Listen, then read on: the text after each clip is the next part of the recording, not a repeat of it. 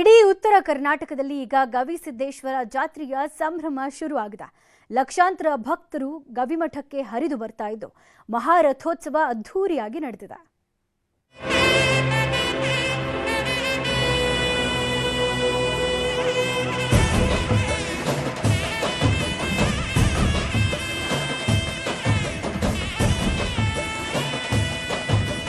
ಕೊಪ್ಪಳದ ಗವಿಮಠ ಅಂದ್ರೆ ತ್ರಿವಿಧ ದಾಸೋಹದ ನೆಲೆಬೀಡು.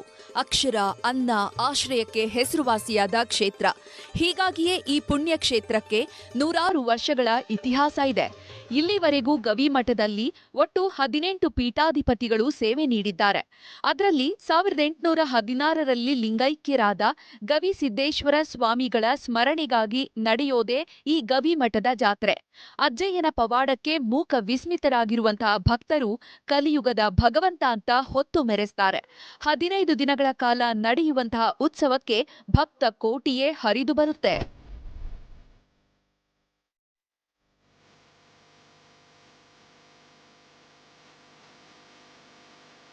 ಗವಿಮಠದ ಜಾತ್ರೆಗೆ ಭಕ್ತ ಸಾಗರವೇ ಹರಿದು ಬರುತ್ತೆ. ಹೀಗಾಗಿಯೇ ದಕ್ಷಿಣ ಭಾರತದ ಕುಂಭಮೇಳ ಅಂತ ಈ ಉತ್ಸವವನ್ನ ಕರೆಯೋದು. 210ನೇ ಮಹಾರಥೋತ್ಸವ ಶುರುವಾಗಿದ್ದು 15 ದಿನಗಳ ಕಾಲ ಹಬ್ಬದ ಸಂಭ್ರಮ ದಿನದಿಂದ ದಿನಕ್ಕೆ ದುಪ್ಪಟ್ಟಾಗ್ತಾ ಹೋಗುತ್ತೆ. ನಡೆದ ಗವಿಸಿದ್ದೇಶ್ವರ ರಥೋತ್ಸವದ ವೇಳೆ ಸರಿಸುಮಾರು 8 ಲಕ್ಷಕ್ಕೂ ಹೆಚ್ಚು ಭಕ್ತರು ಸೇರಿದ್ರು. ಎತ್ತ ಕಣ್ಣಾಯಿಸಿದ್ರು ಬರೀ ಭಕ್ತರೇ ಕಾಣ್ತಿದ್ರು. ಖುಷಿ ಆಗುತ್ತಾರೆ. ಪರಿಸರ ಮಾಲಿನ್ಯ ಅದು ಪಕ್ಷಿ ಎಲ್ಲ ತರದ್ದು ರಂಗೋಲಿ ಬಿಡಿಸಿದ್ದಾರೆ. ಭಾಳ ಚೆನ್ನಾಗೈತಿ, ಖುಷಿ ಅನ್ಸುತ್ತೆ ನೋಡಕ್ಕೆ. ಬರೀ ಮನೆ ವಾತಾವರಣದಲ್ಲಿ ಬೆಳೆದು ಅದರಲ್ಲೇ ಇರೋದಕ್ಕಿಂತ ಜಾತ್ರೆ ಅಂದ್ರೇನು, ಮನೆ ಮಕ್ಕಳು ಕುಟುಂಬ ಸಹಿತವಾಗಿ ಬಂದು ಹೇಗೆ ಜಾತ್ರೆ ಮಾಡಬೇಕು, ಒಬ್ಬರೇ ಬೆಳೆದು ಒಬ್ಬರೇ ಸ್ಕೂಲ್ ಹೋಗಿ ಬರೀ ಕಾಲೇಜು ಬರೀ ಆ ಜೀವನ ನಡೆಸೋಕ್ಕಿಂತ ಜಾತ್ರೆ ಅಂದ್ರೆ ಅಜ್ಜನ ನಂಬಿಕೆ. ಇಂದು ಮಹಾರಥೋತ್ಸವ ಇದ್ದಿದ್ರಿಂದ ಅಜ್ಜಯ್ಯನ ತೇರು ಸಾಗುವಂತಹ ದಾರಿಯ ಉದ್ದಕ್ಕೂ ರಂಗೋಲಿಗಳ ಲೋಕವೇ ಸೃಷ್ಟಿಯಾಗಿತ್ತು.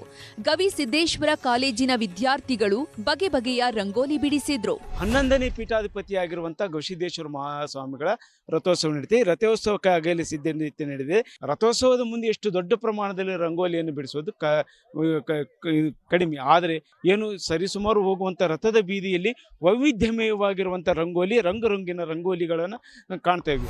ಗವಿಮಠದ ಉತ್ಸವಕ್ಕೆ ಲಕ್ಷಾಂತರ ಜನ ಸೇರೋದ್ರಿಂದ ಪೊಲೀಸ್ ಸರ್ಪಗಾವಲು ಹಾಕಲಾಗಿದೆ.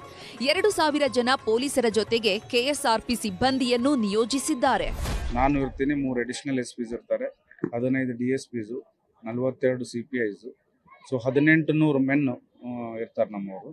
6 KSRP ಇದೆ, 15 DR ಇದೆ, ಸುಮಾರು 120 CCTV ಕ್ಯಾಮ್ರಾಸ್ ಹಾಕಿದ್ದೀವಿ, 10 ವಾಚ್ ಟವರ್ಸ್ ಇದೆ, ಮತ್ತೆ ಎಲ್ಲಾ ಕಡೆ ಬ್ಯಾರಿಕೇಡಿಂಗ್ ಹಾಕ್ಬಿಟ್ಟು ಪಬ್ಲಿಕ್ ಅಡ್ರೆಸ್ ಸಿಸ್ಟಮ್ ಹಾಕೊಂಡಿದ್ವಿ. ಇನ್ನು ಅಜ್ಜಯ್ಯನ ಜಾತ್ರೆ ಬಗ್ಗೆ ಮಾತನಾಡಿದ ಸಚಿವ ಶಿವರಾಜ್ ತಂಗಡಗಿ, ಇದು ಇಡೀ ರಾಜ್ಯದಲ್ಲೇ ನಡೆಯುವಂತಹ ಅಪರೂಪದ ಜಾತ್ರೆ. ಗವಿಸಿದ್ದೇಶ್ವರರ ಕೃಪೆಯಿಂದ ರಾಜ್ಯದಲ್ಲಿ ಮಳೆ ಬೆಳೆ ಚೆನ್ನಾಗಿ ಆಗಲಿ ಅಂದ್ರು. ಈ ವರ್ಷವೂ ಬಹಳ ಅದ್ದೂರಿಯಾಗಿ ನಡೀತಾ ಇದೆ. ಇಡೀ ಜಿಲ್ಲೆಯ ಜನರು ಅಷ್ಟೇ ಅಲ್ಲ, ಇಡೀ ಉತ್ತರ ಕರ್ನಾಟಕ ಭಾಗದ ಜನರು ಮತ್ತು ದಕ್ಷಿಣ ಇಡೀ ಕರ್ನಾಟಕದ ಜನರು ಈ ಜಾತ್ರೆಯಲ್ಲಿ ಭಾಗವಹಿಸ್ತಾರೆ.